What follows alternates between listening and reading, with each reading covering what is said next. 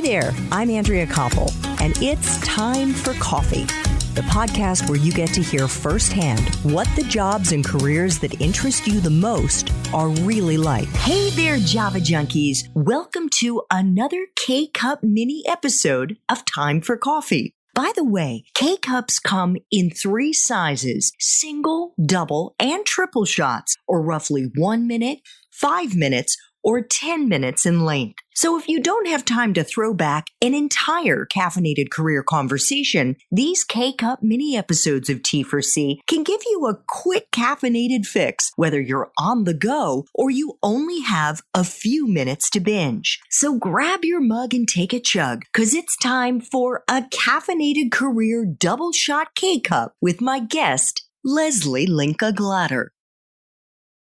I try to ask all of my guests if they could share a time in their professional life when they struggled. Maybe you even failed at something, and personally, I see failure not as a scarlet letter that we should wear, but rather a badge of honor. And the most important thing here is how you persevered through that challenge and a lesson that you may have learned in the process. That's a great question.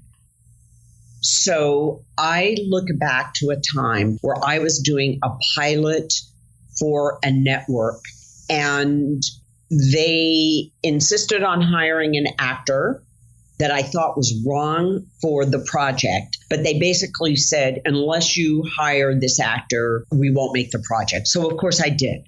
I was scared. I hadn't been directing all that long, and I felt like I had no choice. So I directed the pilot, and it did not come out well. And I was blackballed from that network and had a really hard time getting hired again, because even though it was a request that the network itself made, I was the one who was blamed for it not working, because they have to put the blame somewhere. I felt terrible. I thought, oh my God, is this the end for me? Am I never going to work again? And it was very scary and depressing. But I realized I could not let that get me down. I had to start over again.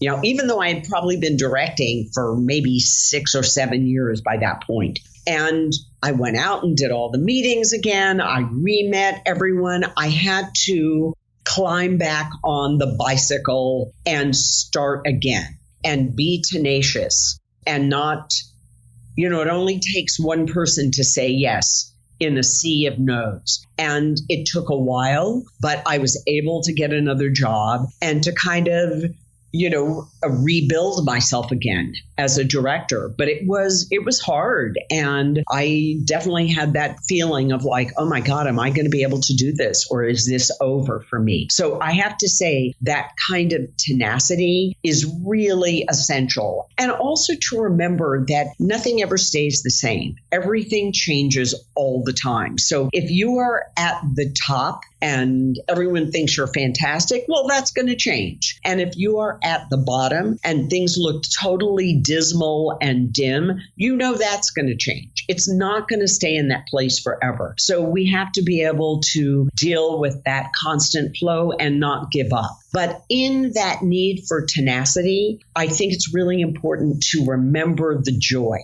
and remember the joy of what you love about being a storyteller. Because you don't want to get so, I don't know, depressed and sad that you can't, when you are given the opportunity again, you can't embrace all that is positive. It's a tricky balance. Thanks for tuning in to this K-Cup mini episode of Time for Coffee. If you want to listen to our entire caffeinated career conversation, please check out the show notes for this episode.